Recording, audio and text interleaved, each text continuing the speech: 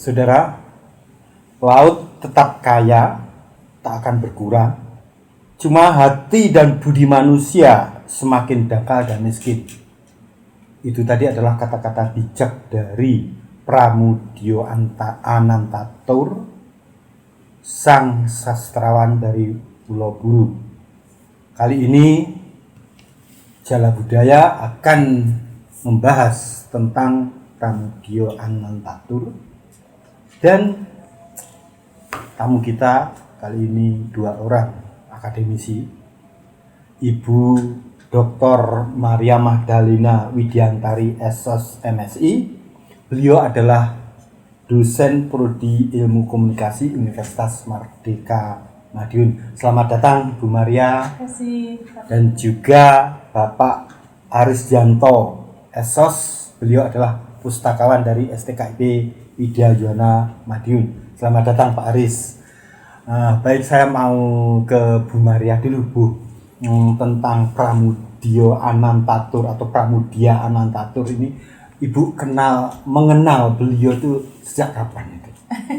Melalui karya-karyanya tentunya. Ya, sebetulnya kalau Pram ini kan orangnya fenomenal ya. Karena memang labeling sastrawan kiri, itu ya yang kemudian membuat nama ini sangat melekat begitu ya di hati masyarakat, bukan karena kirinya, tapi sebetulnya kalau misalkan kita melihat karya-karyanya nggak sungguh-sungguh kiri loh sebetulnya.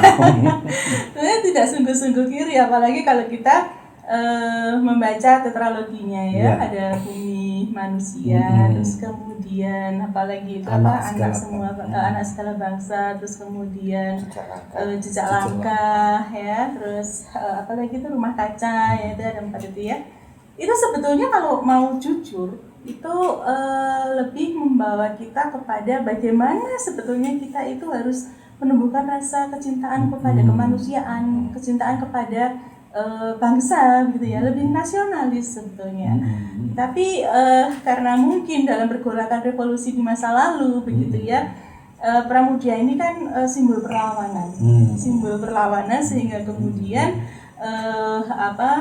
labeling itu yang kemudian digunakan penguasa pada masa lalu untuk mengebiri atau menutup jalan sang sastrawan ini untuk memberikan nilai-nilai kepada masyarakat. Tetapi menurut saya dalam situasi sekarang, generasi muda itu penting untuk membaca itu, perlu. Sebenarnya kalau melihat dari background ilmu saya sebenarnya nggak ini ya dengan sastra, karena nggak kompatibel ya. Memang komunikasi mempelajari sastra juga, tetapi kalau komunikasi itu kan sebetulnya menyampaikan segala sesuatu itu secara lugas, secara terbuka, secara jelas begitu ya. Kalau sastra kan enggak. Sastra itu kan menyampaikan nilai-nilai, menyampaikan pesan, itu kan dibungkus ya, dengan sesuatu ya, kata-kata yang indah, dengan kemudian cerita-cerita yang syarat nilai yang kita sendiri tuh harus, kalau misalkan untuk memahami itu harus ada effort. Jadi tidak bisa dengan tiba-tiba kita paham, oh ini maksudnya begini, enggak. Kadang-kadang ini contoh saja film Bumi Manusia kemarin gitu. Kita melihatnya seolah-olah ini hanya roman ya. Tapi dibalik roman dan analis gitu ya.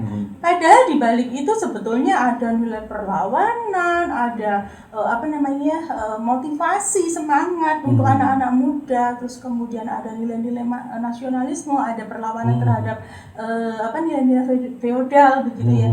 Nah itu untuk konteks hari ini, ketika nasionalisme kita itu sebetulnya memang di titik nadir sebenarnya ya. Kita lihat bagaimana di media sosial itu masyarakat begitu mudahnya mencela pemimpin, kemudian tidak mempunyai kebanggaan terhadap bangsanya sendiri, malah memuja-muja bangsa asing begitu kan. Nah itu saya rasa menjadi relevan karya-karya sastra dari Pram ini untuk kembali diungkap lagi, dibahas lagi, dibumikan lagi di Indonesia. Terima kasih Bu Maria.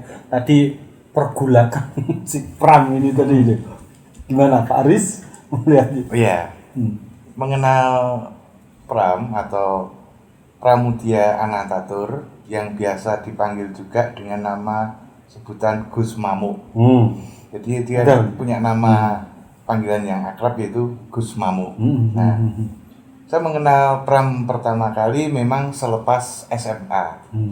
Jadi pada saat itu terbit buku yang namanya Prahara Budaya yang ditulis oleh salah satunya adalah Taufik Ismail. Nah, itu menceritakan tentang aktivitas kebudayaan di situ, di mana ada pertarungan kepentingan secara politik di situ. Nah, dari situlah saya baru tahu nama pertama kali sosok yang namanya Pramudia Anantatur. Nah, berikutnya terus ada teman yang membawakan sebuah novel Pram yang diterbitkan oleh saat itu masih oleh Hasta Mitra yang namanya Bumi Manusia. Setelah itu membaca-baca bersama dengan teman-teman, justru benar yang disampaikan oleh Bu Ria, kita memahaminya waktu membaca pertama kali itu bukan apa yang kita baca, tetapi stigma tentang Pram itu sendiri yang muncul. Jadi ketika setelah membaca Prahara Budaya, membaca Pram, yang muncul adalah penghakiman atas Pram itu sendiri. Sehingga kami pun untuk mendalami apa maksudnya memang memerlukan sebuah proses yang panjang. Nah, terus itu bergulir pada saat itu adalah pers mahasiswa. Pada saat itu adalah teman dari Universitas Jember itu memuat wawancara tentang Pramudia Anantatur. Nah, baru dari situlah baru tahu ternyata ada sisi lain dari Pramudia Anantatur. Memang resikonya pers mahasiswa tersebut dibredel. Muncul lagi di pers mahasiswa namanya dari Indikator. Dia melakukan wawancara dengan Pram. Muncul lagi baru tahu, oh ada pemikirannya seperti ini tentang nilai-nilai kemanusiaan. Nggak berapa lama lagi pers mahasiswa Indikator itu dibredel pula. Akhirnya justru semakin bertanya apa sebenarnya. Akhirnya pada sebuah proses tertentu itu menemukan karya Pram yang di luar tetralogi tadi, di luar arus balik, yaitu Bukan Pasar Malam. Nah, dari Bukan Pasar Malam itu baru tahu ternyata Pram itu sebenarnya adalah sosok yang dia sendiri, pencerita, bisa dikatakan dia mengatakan dirinya adalah troubadour. Dia adalah seorang pencerita, bercerita kepada siapapun tentang apa yang dia ingin ungkapkan. Dan nuansa ceritanya itu tidak dengan kegembiraan yang meluap-luap, itu tidak, tapi justru dari kehidupan sehari-hari, dari kehidupan dia, dari situ dia mengupas, mengembangkan. Nah, relasi-relasi yang ada itu, ambil contoh di Bukan Pasar Malam ini, saya justru sangat tertarik sekali adalah unsur kontemplatifnya seorang Pramudia Anantatur. Jadi selepas dia keluar dari penjara, ditawan oleh marinir Belanda, keluar dapat surat ayahnya sakit. Nah, yang menarik adalah pengalaman Pram pada saat di penjara pasukan Belanda tadi. Dia mengalami sebuah proses bisa dikatakan adalah pati geni. Artinya ya sudahlah, saya kalau di penjara ini matilah gitu. Tapi ternyata dari situ itu malah muncul semangatnya. Artinya panggilan hidup dia seorang Pramudia itu apa? Menjadi seorang penulis, menjadi seorang pencerita. Kesadaran di situ, dia pulang melihat ayahnya sakit, muncullah setting cerita dari Bukan Pasar Malam. Justru itu sisi-sisi yang menarik.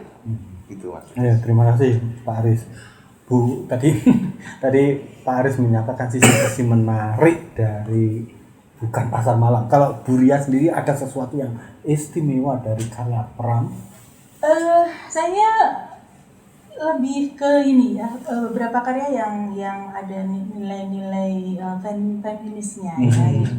Bumi Manusia itu ada, terus kemudian rumah kaca, Gadis Pantai, Gadis Pantai, nah, ya. itu kan bercerita bagaimana perjuangan seorang perempuan melawan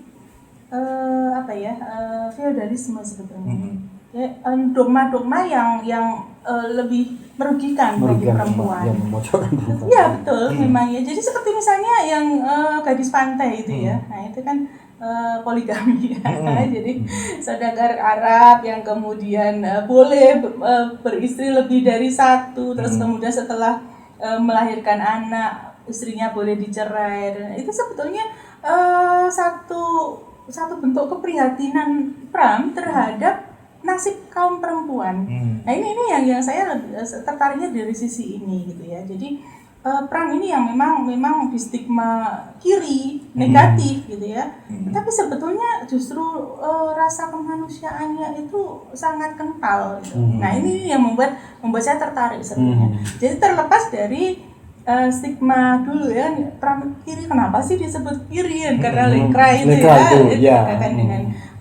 Karena dia lekra dan kemudian kedekatan dengan PKI yang kemudian menjadi stigma. Tetapi justru kan kalau kita itu sesuatu yang dituntut malah bikin penasaran. Ya.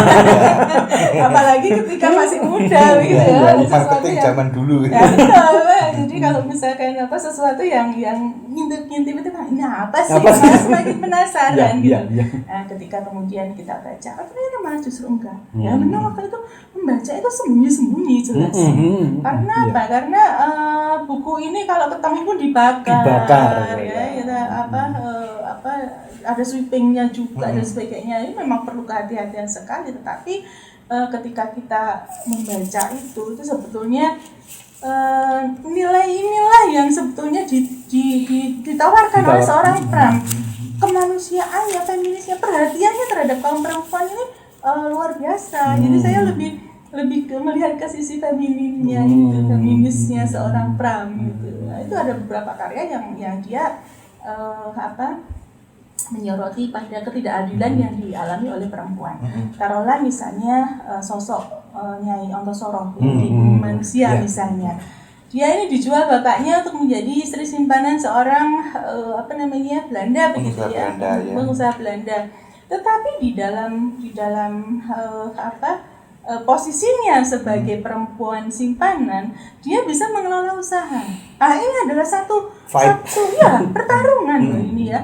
Ketika di zaman feodal, perempuan itu sangat diposisikan sebagai kelas 2 warga negara kelas 2. Nah, tetapi di situ dia memunculkan, Pram ini memunculkan bahwa perempuan kalau misalkan punya keberanian, punya ini, dia bisa ternyata dia bisa mampu mengendalikan. Kemudian sosok anaknya Nyai Ontosoroh, Annelies ya. Annelies itu kan noni-noni Belanda itu kan biasanya penggambarannya sosok yang manja, cantik, kemudian tetapi dia juga harus mengelola usaha bersama ibunya gitu. Nah, ini sebetulnya adalah satu upaya Pram untuk penyadaran bahwa perempuan kamu itu meskipun di kelas 2 tetapi kamu bisa dan mampu. Nah, ini sosoknya Ontosoroh ini sebenarnya memang benar-benar inspiratif sekali untuk perempuan. Nah, ini yang menarik bagi saya ya, sisi feminis dari seorang Pram gitu. Kalau Pak Aris melihat apa yang mungkin katakanlah tadi bukan pasar malam itu ada nggak yang ditonjolkan sisi feminismenya itu? Jadi memang karya Pulau Buru dengan karya sebelumnya itu memang ada semacam kontradiktif, tes rasa yang berbeda ya. Jadi pada saat sebelum tahun 65, Pram itu lebih banyak menggambarkan, bercerita sama tema tentang kehidupan sehari-hari, problem manusia seperti itu. Cuma penekanan ketika di Pasca Pulau Buru adalah unsur refleksinya lebih kuat, ya, sehingga menggambarkannya ke dalam tokoh-tokoh yang ada di dalam novel tetralogi tersebut. Diceritakan secara halus dan sebenarnya itu bisa bermakna ganda. Hmm. Seperti itu. Jadi sebagai seorang tahanan, dia harus menunjukkan bahwa ya namanya tahanan seperti ini. Tapi di dalam spektrum berpikir bahwa pemikiran itu tidak bisa dikekang. Dia mencoba untuk mengatasi itu lewat tulisan-tulisan. Seperti itu.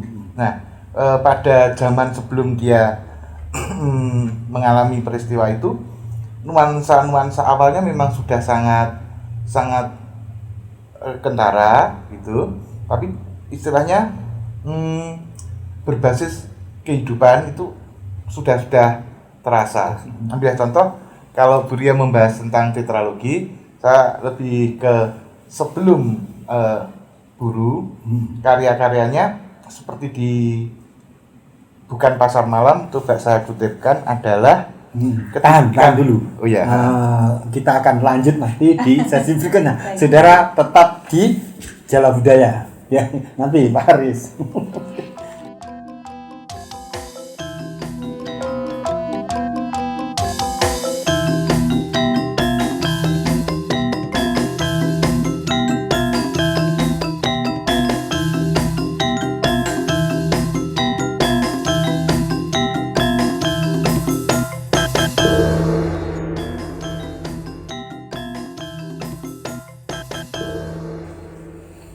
Pemirsa, di sesi kedua acara kita Jala Budaya kali ini akan dilanjut tentang refleksi Pram yang tadi sudah disinggung oleh Pak Aris.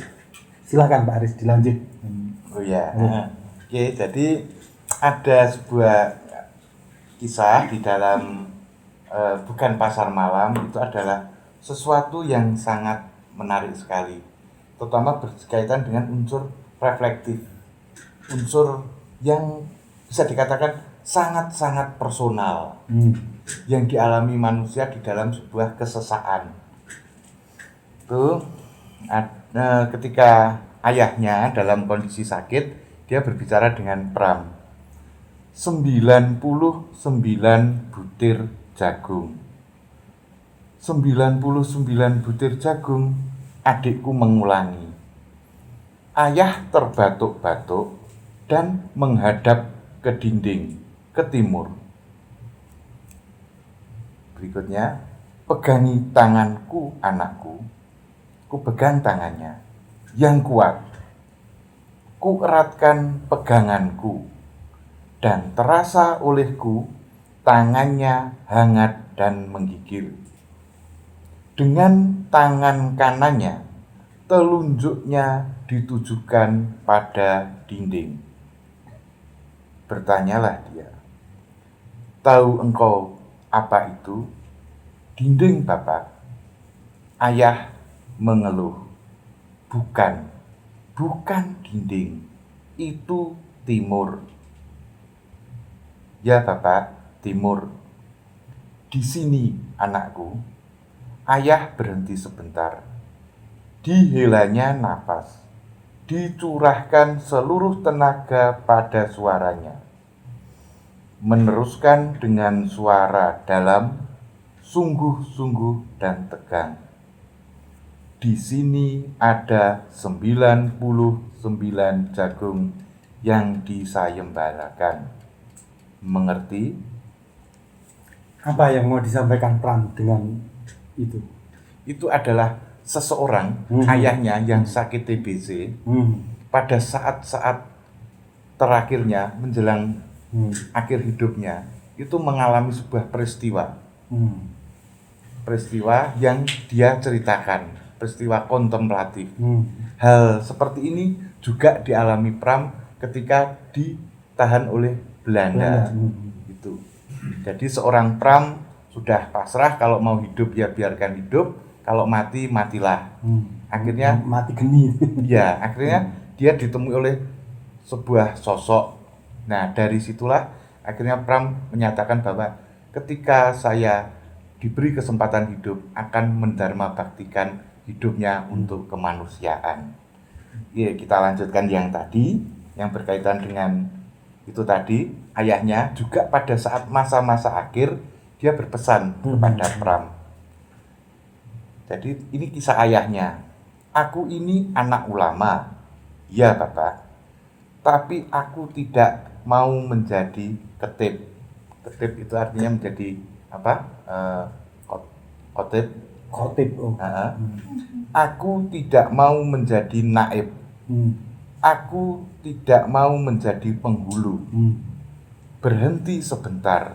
Kemudian, siapa yang bisa mengatakan kepadaku hari kelahiran sesuatu yang kita perjuangkan selama ini?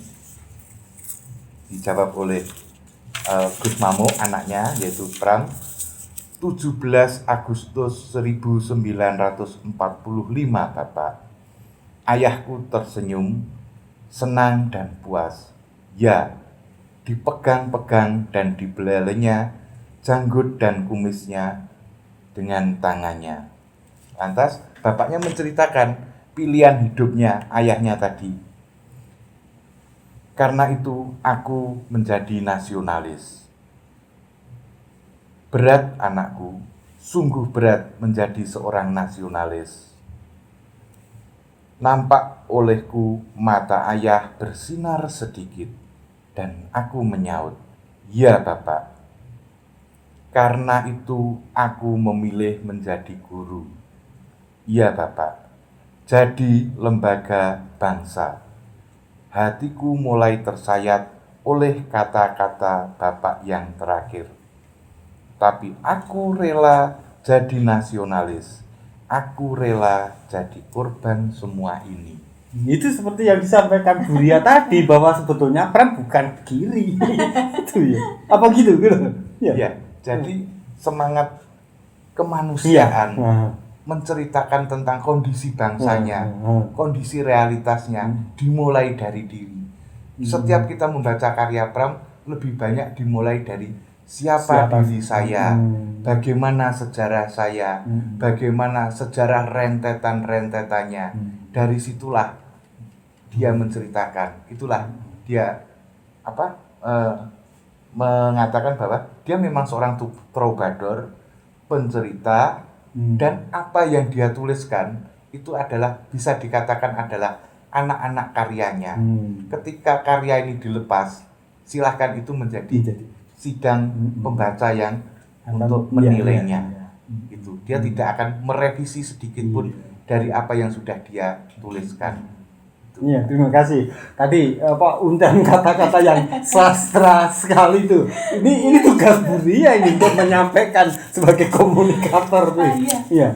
Sebetulnya ini loh, kecerdasan seorang Pramudia itu ada di sini ya. Jadi banyak orang yang menyangka simbol-simbol perlawanan yang ditampakkan dalam karya sastranya itu muncul karena perlakuan rezim terhadap dirinya. Mulai dari zaman penjajahan sampai Jadi orang banyak menyangka dari situ. Tetapi kalau saya melihat dari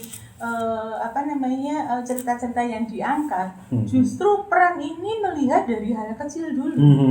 Hal kecil yang benar-benar dia lihat dalam keseharian. Jadi taruhlah misalnya menyentuh sisi kemanusiaan tadi, pendidikan atau misalnya seperti itu, bagaimana menghasilkan seseorang yang bisa menjadi manusia yang memanusiakan manusia lain, terus kemudian mencintai bangsanya, atau misalnya yang di panggil aku Kartini, benar ya? Iya benar. Panggil aku Kartini saja. Panggil aku Kartini saja. Itu kan berbicara mengenai bagaimana seorang penganut aliran kejawen yang dia memandang agama itu bukan sesuatu yang istimewa. Artinya memang semua agama sama. Yang menjadikan istimewa itu bagaimana kita memperlakukan orang lain. Nah, ini kan sebetulnya nggak ada kaitannya dengan rezim, tidak ada kaitannya dengan tekanan yang dia peroleh. Tetapi ini adalah hal kecil yang memang fakta ada dalam kehidupan sehari-hari. Jadi kalau banyak orang menyangka perlawanan itu karena rezim, saya justru melihatnya dari hal kecil yang dia lihat. Ini benar-benar cerdas Pram ini. Jadi hal-hal yang mungkin sebetulnya kita tuh nggak lihat. Artinya dalam kehidupan sehari-hari kita kan menganggap sesuatu yang biasa. Tetapi dilihat oleh Pram sebagai sesuatu mutiara yang kalau digosok semakin bersinar. Dan memang ini cerdasnya lagi. karya yang sudah sekian puluh tahun ini kemudian menjadi relevan di zaman saat ini. Sekarang, iya. Ketika banyak sebagian besar dari kita itu mabuk dogma, ini karya ini kalau dimunculkan mengingatkan kita lagi sebetulnya kalau orang menyebut agama itu harusnya seperti pakaian dalam ya, kita pakai tetapi tidak kita tunjukkan, tetapi lebih kepada bagaimana kita memperlakukan orang lain. Itu menjadi relevan untuk hari ini. Karya-karya ini bisa dibaca lagi, bisa ini memang seperti inilah kita. Jadi kondisi-kondisi yang sebetulnya mungkin tidak terpikirkan bakal terjadi hari ini itu sudah dituliskan oleh Pram. Nah, ini adalah satu yang mungkin jadi betul ya, ada proses kontemplasi, ada refleksi diri dan sebagainya yang kayaknya kalau dari hal kecil ini kemungkinan kalau tidak saya sampaikan mungkin akan menjadi masalah di masa yang akan datang. Bisa jadi pemikirannya seperti itu, tetapi dia menuangkan di dalam satu karya sastra yang cukup mudah untuk dimengerti, terus kemudian tapi nilainya itu tidak lekang oleh waktu. Tetap universal gitu. Betul ya, karena dia tujuannya memanusiakan manusia itu tadi. Jadi bisa dibilang bahwa Pram sangat visioner dalam karya-karyanya gitu ya Pak Aris ya. Artinya dari yang disampaikan oleh Buria, saya sangat salut, yang terutama yang berkaitan dengan apa relevansinya dengan generasi sekarang. Nah, itu sudah disampaikan oleh Pram, itu sebuah himbauan kepada kaum muda. Jadi yang disampaikan oleh Pram sekitar tahun 96. Jadi kaum muda itu harus punya sikap. Sikap akan jati dirinya. Itu sikap. Dia menyatakan tentang kaum muda harus bersikap. Sikap ini saya telusuri apa toh? Salah satunya adalah bersikap kesatria. Bersikap kesatria artinya berani untuk mengungkapkan cita-citanya, visinya, dan apa yang dilakukan dengan hal yang jelas serta sikap. Nah, berkaitan dengan sikap ini, ketika kita runtut lebih dalam, itu memang sebenarnya adalah bagaimana mentalitas kita sebagai bangsa terjajah itu bisa hilang. Jadilah bangsa yang berjiwa merdeka. Artinya semangat kemerdekaan inilah yang harus muncul, menjadi orang yang merdeka, seperti itu.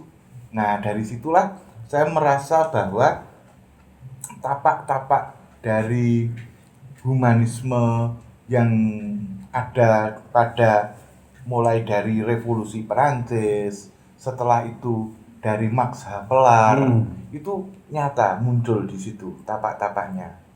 Seperti itu, sehingga ketika kita mengkaitkan dengan kajian yang dibuat oleh Paulo Freire, itu adalah hal yang paling berat yang kita lakukan adalah melawan mentalitas penindas kita. Karena ada yang namanya ketika orang itu terlalu lama ditindas, sifat penindas itu yang akan mengikuti. Menolak apa yang pernah dilakukan oleh penindas ini untuk menjadi lebih manusia, itu perjuangan yang lebih berat. Seperti itu, Pak. Iya, terima kasih Pak Aris. Bahkan saya baca ini kata-kata bijak nih Bu Maria. Orang boleh pandai setinggi langit, tapi selama tidak menulis, dia akan hilang dari sejarah. Menulis adalah bekerja untuk keabadian. Itu dikemukakan oleh Pram. Ya, saya rasa statement itu bukan statement asal ya. Faktanya betul, faktanya tulisan-tulisan Pram sampai sekarang malah justru menjadi inspirasi begitu. Jadi anak muda saat ini mungkin tidak banyak yang membaca buku-bukunya Pram karena sudah terlalu banyak bacaan-bacaan lain yang mungkin lebih menarik begitu ya. Tetapi ketika rilis film Bumi Manusia itu saya rasa ketertarikan anak muda terhadap karya-karya Pram ini mulai tumbuh begitu. Nah, ini sebetulnya satu peluang yang baik untuk penanaman nilai-nilai yang baik, bukan berarti penilaian masa lalu bahwa Pram ini orang kiri kita abaikan, tidak, tetapi artinya bahwa kita mengambil dari sisi-sisi bagaimana Pram ini menggugah semangat keberanian, ya, semangat untuk mengungkapkan pendapat sama seperti yang disampaikan Pak Aris tadi ya. Terus kemudian semangat untuk mencintai bangsa, memanusiakan manusia, terus kemudian menganggap bahwa keberagaman di Indonesia ini harus tetap diterima sebagai keberagaman yang real, memang harus faktanya seperti itu gitu. Terus kemudian nilai-nilai feodalisme yang juga harus ditinggalkan. Ya, seperti misalnya ada satu quote yang cukup menarik itu, dan alangkah indahnya kehidupan ini bila kita tidak merangkak-rangkak di hadapan orang lain. Itu kan sebetulnya sesuatu yang menggugah harga diri kita gitu. Supaya unsur-unsur feodalisme, penjajahan dan sebagainya itu bisa kita lawan gitu. Nah, ini adalah pentingnya teman-teman anak-anak muda terutama itu untuk tidak hanya membaca tetapi juga memahami sebetulnya nilai apa sih yang mau dibawa Pram ini, bahwa kita sudah pernah keliru memberikan labeling Pram ini sebagai orang kiri yang dilarang, itu kita abaikan dulu, tapi faktanya memang banyak nilai-nilai yang memang kita itu harus akui bahwa Pram ini orang yang sangat manusiawi sebetulnya. Begitu. Ya, terima kasih Bu Ria. Tapi pemirsa, jangan kemana-mana, tetap di Jala Budaya. Kita akan bertemu di sesi selanjutnya.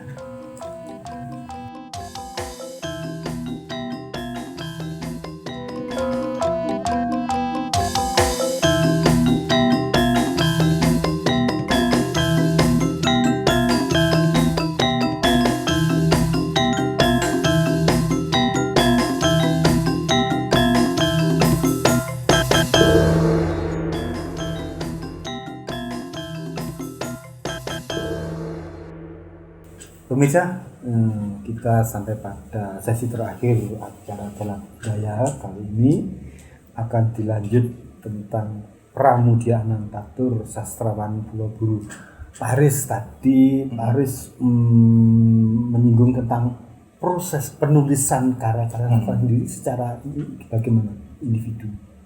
Ya, jadi ketika kita berbicara tentang proses bagaimana dia berkarya, dari beberapa teman yang pernah wawancara dengan Pram, beliau itu orang yang sangat percaya diri, cenderung egois gitu. Cenderung egois karena apa? Fokus saya adalah berkarya, menuliskan sambil rokok yang tidak pernah putus gitu.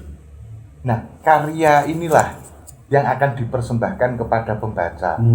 Artinya memang ada ruang dialog yang dibuka setelah karya itu ada. Silahkan menjadi bahan pembicaraan. Ini karyanya. Nah, artinya ini ada sesuatu yang menarik bahwa kalau dikaitkan dengan generasi zaman sekarang itu adalah masalah identitas kebudayaan. Saya sangat salut sekali beberapa teman di Jogja, di Solo, yang dia membuat semacam film pendek yang menceritakan tentang kehidupan sehari-hari. Seperti Bakar Production itu. Terus bahkan ada musik dangdut memang sangat populer. Ini bukan dangdut yang romantis, tetapi dangdut yang realistis. Namanya grupnya Kewer-Kewer. Jadi istilahnya dia lebih, masyarakat memang sukanya irama dangdut. Tetapi bagaimana agar tidak menjadi romantis yang lembek, tetapi ada romantis yang optimis. Saya salut, walaupun teman-teman itu masih dikatakan kelompok minor label ya, artinya dia tidak bisa tampil di TV-TV nasional kayak gitu, tidak bisa menjadi sebuah ikon kayak gitu. Tapi kalau kita cermati, ada sesuatu yang menarik. Bisa jadi produksi dari teman-teman yang di Solo itu bisa untuk mengimbangi Ipin Upin. Karena apa? Mainstream tentang cerita anak-anak, kehidupan anak-anak itu diwakili oleh Ipin Upin. Sudah agak besar dikit adalah kebudayaan Korea. Drakor. Ya, drama Korea. Jadi K-pop. itu sebenarnya kita mempelajari semua kebudayaan itu adalah sesuatu yang menarik. Tetapi ketika sudah ada hegemoni, itu kita menjadi kehilangan diri kita. Nah, kita bersyukur bagi teman-teman yang di Jogja, yang di Solo, itu untuk mengawali, membuat langkah. Kamu jangan kalah dengan merasa kalah, tetapi berkaryalah. Dari karya-karya yang disebarkan lewat YouTube, itu bagi saya pribadi adalah sesuatu yang menarik. Nah, saya juga salut juga dengan Garda TV yang juga bekerja sama dengan Dalangpur untuk mengangkat sosok orang yang seniman daerah. Itu sebuah langkah yang sangat bagus sekali. Artinya karya ada, yang membuat ada, aktualisasi ada, tetap percaya diri walaupun tidak masuk mainstream. Terima kasih Pak Aris. Bu Ria, tadi disebutkan hegemoni kebudayaan terhadap jati diri bangsa kita itu. Ya. Memang tidak bisa diingkari ya. Kita ini hari ini sudah masuk kepada masyarakat berjaringan. Ya, era internet itu ketika tahun 90-an mulai berkembang itu membuat segala sesuatu itu menjadi mudah kita lihat, mudah kita akses, perubahan yang sangat luar biasa di dalam kehidupan sehari-hari kita, termasuk keluar masuknya budaya asing ke negara kita gitu ya. Dan repotnya lagi, gap antara pertumbuhan pengetahuan masyarakat dengan perkembangan teknologi itu gapnya luar biasa jauh gitu. Jadi sehingga perkembangan teknologi yang tidak diikuti oleh perkembangan kemampuan pendidikan masyarakat, literasi masyarakat, ini pasti akan membuat satu persoalan. Memang betul bahwa kemudian ini seperti euforia ya. Jadi dulu yang dipuja-puja adalah budaya Barat, kemudian budaya Timur Tengah. Nah sekarang budaya Asia ya, Korea begitu ya. Cina, Korea, Jepang itu sedang diminati di Indonesia begitu. Nah di sisi lain karena masuknya itu sudah tanpa filter. Bahkan tidak hanya di ruang publik, masuk ke ranah privat sudah. Jadi karena dari satu gadget aja kita sudah bisa mengakses segala informasi di penjuru dunia begitu. Relatif tanpa filter. Nah, ketika filter yang utama itu adalah ketahanan diri kita sendiri, itu lemah. Nah, masuklah begini ya, masuklah pengaruh-pengaruh yang mungkin lama-kelamaan bisa menghilangkan budaya kita sendiri. Tetapi Pram melihat ini juga sudah seperti memberi peringatan juga gitu ya. Ketika tadi yang saya sampaikan alangkah bahagianya kita hidup tidak merangkak-rangkak di hadapan orang lain, terus kemudian saya agak lupa ya, berbahagialah diri kita yang menikmati kebahagiaan karena usaha kita sendiri, karena menikmati kebebasan karena upaya kita sendiri atau apa begitu ya. Saya agak lupa kalimatnya. Tetapi intinya Pram ini mengingatkan kita ini punya jati diri sendiri. Kita itu harusnya lebih bahagia dengan apa yang kita miliki. Gitu. Jadi ya mungkin memang betul bahwa Pram ini seorang individualis, seorang yang saya tidak mengatakan individualis, tetapi karena dia menciptakan ruang untuk dirinya sendiri supaya lebih fokus kepada karyanya begitu ya. Nah, itu dia melihat bahwa justru keakuan ini yang harus dimunculkan. Kepercayaan diri. Terus kemudian bahwa kita itu memiliki identitas yang harus kita pertahankan supaya kita terbebas dari penjajahan. Penjajahan itu kan tidak hanya penguasaan atas diri, atas alam raya dan sebagainya, tetapi juga atas ideologi, atas nilai-nilai dan sebagainya. Betul. Nah itu yang sudah diingatkan di dalam beberapa karya Pram seperti itu, dan saya rasa dengan kondisi-kondisi yang saat ini, apalagi anak-anak kita ini kan untuk karya sastra sendiri itu agak sulit. Jangan lupa tingkat literasi kita sangat rendah, ya? Minat baca kita sangat rendah, sehingga karya-karya semacam ini sudah tidak bisa lagi kita paksakan anak-anak untuk membaca, tapi memang harus ada kemasan-kemasan lain. bagus sekali ya, beberapa pegiat budaya, pegiat sastra itu membuat ini quote dengan gambar-gambar, kemudian dengan kartu-kartu, dengan poster dan sebagainya, itu sangat bagus. Sehingga nilai-nilai yang dibawa oleh Pram ini bisa tersampaikan untuk anak-anak sekarang, begitu, untuk generasi sekarang. Betul, pesannya tersampaikan. Jadi kalau disuruh membaca kan nggak mau, tapi ya budaya instan ya, semua yang proses itu mencapai sesuatu dengan proses itu kan sekarang sesuatu yang tidak mau dilalui oleh orang gitu ya, semua harus instan. Sampai kepada pemahaman nilai-nilai sebuah karya sastra. Jadi memang upaya untuk menanamkan nilai-nilai ini tidak perlu harus membaca bukunya. Melalui cara-cara yang lain itu kita juga bisa. Nanti dengan nilai-nilai yang bisa tersampaikan ini, kita berharapnya apa? Anak-anak muda nanti kembali bangga pada dirinya sendiri. Ini loh kita itu bangsa Indonesia yang seperti ini. Jadi punya budaya sendiri, punya identitas sendiri yang kalau misalnya identitas itu menjadi hilang, di mana bangsa kita begitu. Nah, ini saya rasa Pram ini relevan sekali untuk hari ini kita munculkan lagi. Ya, terima kasih Bu Lia. Bahkan saya mencatat kata-kata indah dari Pram ini. Apabila rumah rusak, yang menempatinya pun rusak, gitu Pak Aris. Gimana? Ya, artinya kita juga dituntut untuk komitmen. Komitmen artinya bagaimana? Agar rumah tidak rusak bagaimana? Kita harus menjaga. Bagaimana kita menjaga? Kita juga harus kuat, harus bersolidaritas juga. Dan kalaupun ada yang rusak, titik-titik rusaknya bagaimana dan itu diperbaiki. Nah, berkaitan dengan banyaknya informasi segala macam, ada satu yang menarik yang disampaikan oleh Pram adalah berpikir adil sejak dalam pikiran. Itu artinya di sini ada sebuah bagaimana orang itu bisa melangkah dengan bijaksana dan tepat. Demikian.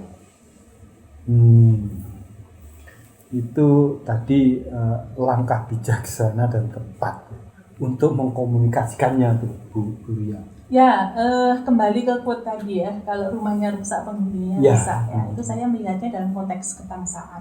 Jadi ketika sebuah bangsa dalam kondisi sakit dalam tanda kutip ya, itu masyarakatnya pun akan ikut sakit. Sebaliknya kalau masyarakatnya sakit, itu bangsa juga akan menjadi sakit kondisinya. Jadi sakit ini bisa kita maknai sebagai kondisi kebangsaan kita. Jadi kalau kita ada di dalam situasi kebodohan, terus kemudian pertikaian dan sebagainya, itu mencerminkan kondisi rumah kita. Nah, ini yang betul kata Pak Aris tadi, diperbaiki di mana yang perlu diperbaiki. Jadi kalau misalnya sekarang kita ini kemarin sedang tapi hari ini memang sudah agak landai ya. Tapi beberapa waktu yang lalu sangat tajam polarisasi pasca Pilpres itu luar biasa, kerusakan, terus kemudian doktrinasi dogma-dogma itu luar biasa, intimidasi terhadap kelompok-kelompok minoritas itu luar biasa tajam. Nah, ketika sekarang ketika kondisinya seperti itu, masyarakat kan situasinya tanda kutip sakit tadi. Nah, sakit itu terus kemudian akan impactnya kepada kondisi bangsa kita. Nah, ini yang harus kita selesaikan satu persatu, termasuk kebodohan. Kita hari ini juga mengalami di bidang pendidikan terutama itu kita ada di kondisi yang memprihatinkan, ditambah lagi dengan era pandemi sekarang. Kita ini kan kesulitan sekali untuk menyampaikan materi-materi ajar kepada anak-anak, sementara anak-anak harus di rumah. Kita tidak bisa kontrol bagaimana proses belajar mengajarnya dan sebagainya. Ini adalah hal-hal yang membuat kita sakit, bangsa kita sakit. Nah, ini harus kita perbaiki. Nah, ini kalau pengen rumah kita ini tidak rusak, maka masyarakat kita jangan sampai dirusak. Saya rasa itu pesan yang sangat baik dari seorang Pram. Kemudian Pak Aris, saya melihat bahwa pada zamannya si Pram ini pernah ada konflik antara Lekra dengan Manikebu, Manifest kebudayaan. Bagaimana Pak Aris? Jadi kalau saya pribadi sangat sederhana sekali. Lebih baik saya hari ini menanam ketela, kelak kemudian saya bisa makan ketela. Itu lebih baik daripada saya harus menanak batu. Karena menanak batu itu tetap menjadi batu. Artinya lebih baik kita berbicara tentang rekonsiliasi. Ya. Artinya kita menyadari bahwa sejarah bangsa ini sejak kelahirannya penuh dengan sebelumnya adalah prosesnya, realitas perjalanan sejarah bangsa adalah seperti ini. Tetapi kita harus harus bisa lebih dari itu. Yaitu apa? Merasa bahwa kita adalah satu saudara. Tuh. Artinya berdamai dengan masa lalu, dengan kesadaran, itu yang harus kita lakukan. Kalau kita masih terpaut dengan kisah-kisah lalu, kita akan selalu menanak batu. Terima kasih. Terima kasih. Ini berdamai dengan masa lalu, Bu. Di karya perburuan gitu ya, itu ada satu quote yang bagus juga ya. Tetapi orang tidak bisa berkhianat selamanya dan dalam segala hal. Orang tidak bisa berkhianat selamanya dan dalam segala hal. Bisakah engkau jahat dalam segala hal? Artinya apa? Apa orang itu akan menjadi jahat terus-terusan gitu? Akan ada saatnya berhenti dan kemudian rekonsiliasi tadi.